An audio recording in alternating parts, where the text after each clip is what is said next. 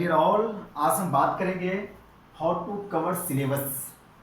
आप जानते हैं कि टाइम बहुत ही कम बचा है और इस कम टाइम में हमें सिलेबस को कंप्लीट करना है, बट ये कैसे करें ये आपके लिए बहुत बड़ी चैलेंजिंग बन गई है।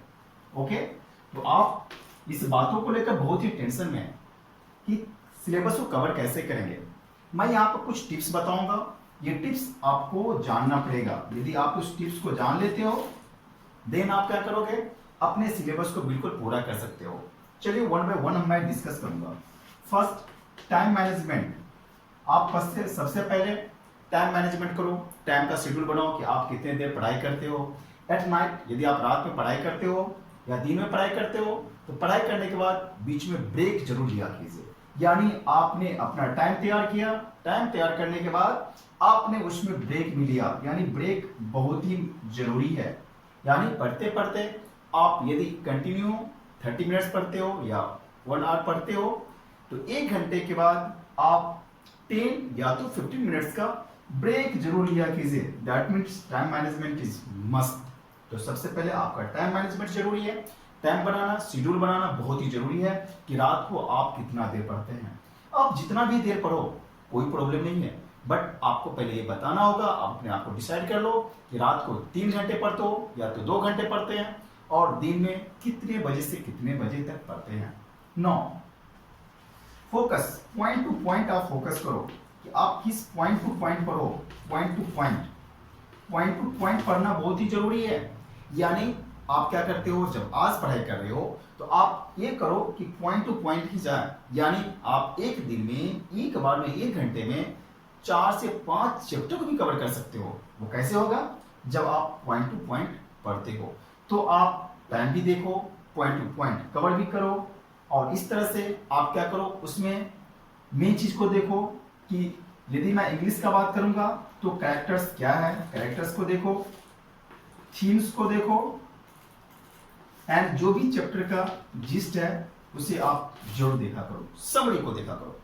इस तरह से आपका चैप्टर बहुत ही कम टाइम में कई चैप्टर कंप्लीट हो जाएगा।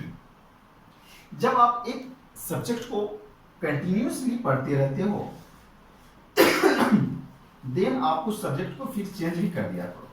यानी सब्जेक्ट को भी फोकस करना है। यानी कंटिन्यूअसली आपने 1 घंटा तक आपने मैथ्स पढ़ा तो फिर अनदर टाइम में आप दूसरा सब्जेक्ट पढ़िए। इस तरह से क्या होगा, आपका इंटरेस्ट और भी ज्यादा बढ़ेगा। Next point is fourth number, written work. आपको रिटन वर्क करना पड़ेगा। यानी यदि आप रिटन वर्क करते हो देन आप अपने सिलेबस को बहुत ही जल्दी से कंप्लीट भी करोगे और आपको नॉलेज भी होगा। ऐसा ना कि पेज को पलटते गए, पलटते पलटते पूरा का पूरा आपने रीड कर लिया और आपने समझ गया, ऐसा बिल्कुल नहीं होगा और ये पॉसिबल भी नहीं है। देन आपको रिटन वर्क करना पड़ेगा। यानी आप पॉइंट पॉइंट को नोट डाउन किया करो। जब आप पॉइंट पॉइंट को नोट डाउन करते हो तो आपको बहुत कुछ लर्न भी हो जाता होगा। तो आपने टाइम बढ़ाया, कितने घंटे आप डेली पढ़ते हो, आप नोट करके अपनी कॉपी में देखो। आपने घर में अपनी मम्मी पापा को दिखाओ कि मैं रात को 2 घंटे 3 घंटे 4 घंटे पढ़ता हूँ या 2 ही घंटे पढ़ता हूँ और दिन को इतने बजे से इतने बजे तक पढ़ता हूँ, लेकिन पढ़ता हूँ तो पढ़ता हूँ। उसमें ऐसा ना कि आप पढ़ाई के टाइम में कुछ और करते हो और अपने आप को ये बोलते हो कि आपने पढ़ाई किया। तो टाइम को देखो, पॉइंट टू पॉइंट स्टडी करना है, सब्जेक्ट को देखो, सब्जेक्ट को चेंज भी करना है, एक ही सब्जेक्ट को लेकर नहीं बैठना है। रिटन वर्क यानी आप जो कुछ भी करते हो वो रिटन वर्क में भी करना चाहिए। उसके बाद क्या करना है, मुझे मेमोराइज करना है। बहुत ज्यादा नहीं, मैं बहुत ही शॉर्ट में बताया। मैंने बताया आपको यहाँ पर मेमोराइज करना है, यानी मेमोरीज को थोड़ा सा मेमोराइज कर लीजिए।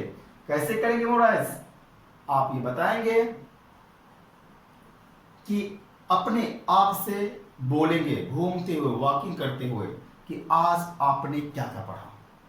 यानी रात में सोने से पहले आप क्या कीजिए, अपने टॉपिक को मेमोराइज कीजिए।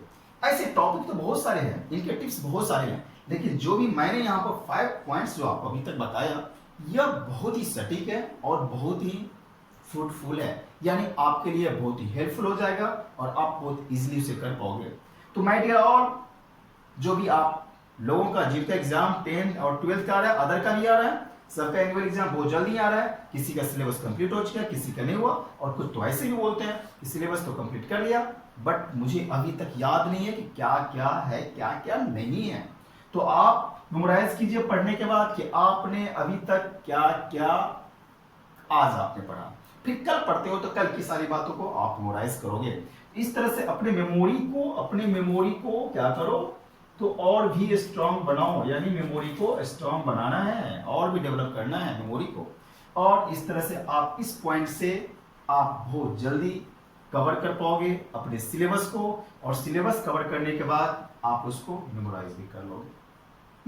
यानी आप बहुत ही कम टाइम में कई सारे चैप्टर्स को कंप्लीट कर सकते हो। ठीक है, और जैसे ही आपको मौका मिलता है तो बिल्कुल इसके लिए क्या कीजिए, जब आपके पास बुक की कमी है तो आप अपने पास बुक भी जरूर रखा करो। Without books it is not possible, यानी बुक्स की जरूरत है। जो भी रेफरेंस बुक या तो अदर बुक आपके पास है, उस ऐसे बुक्स को चूज करो, सिलेक्ट करो जिसे आप समराइज वे में पढ़ाई कर सकते हो। विदाउट इंस्ट्रूमेंट आप काम नहीं कर सकते हो, इंस्ट्रूमेंट मस्ट है। मैं रिपीट फिर से करता हूं, टाइम यानी आपका टाइम कितने बजे से पढ़ने का, कितने घंटे आप टाइम देते हो उसको फोकस करो। पॉइंट टू पॉइंट स्टडी करना है, जैसे मैं यहाँ पे इंग्लिश के लिए बताया, कैरेक्टर्स क्या है, इसके बाद आपका थीम्स क्या है, किसी का भी चैप्टर्स का जिस्ट क्या है, यानी समरी क्या है। नेक्स्ट सब्जेक्ट को आपको बदलते रहना है टाइम टू टाइम, ऐसा नहीं कि एक ही सब्जेक्ट को आप कंटिन्यूसली बहुत ज्यादा टाइम दे रहे हो। रिटर्न वर्क जरूर करो, यानी कभी भी बुक लेकर बैठते हो ऐसा ना कि आप उसे देखते हो, रीड करते हो, बस वही इनफ हो जाती है, नहीं। आप पॉइंट पॉइंट को राइट करोगे, यानी आपकी जिस समय स्टडी होती है उस समय आपकी आइस ओपन रहनी चाहिए, माइंड ओपन रहनी चाहिए, और आप मुंह से धीरे धीरे बोलोगे भी और हाथ से छोटे छोटे पॉइंट राइट डाउन भी करोगे। मेमोराइज करो जब आपकी पढ़ाई हो जाती है तो, लेकिन इसके लिए हमें इंस्ट्रूमेंट की जरूरत पड़ती है। हमें जो चाहिए वह है बुक्स बहुत ही जरूरी है, तो आप अपने पास रेफरेंस बुक जरूर रखा कीजिए।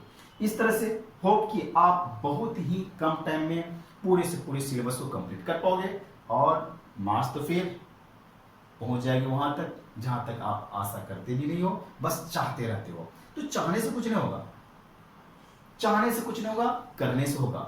और ये पॉसिबल कब है, व्हेन यू विल डू।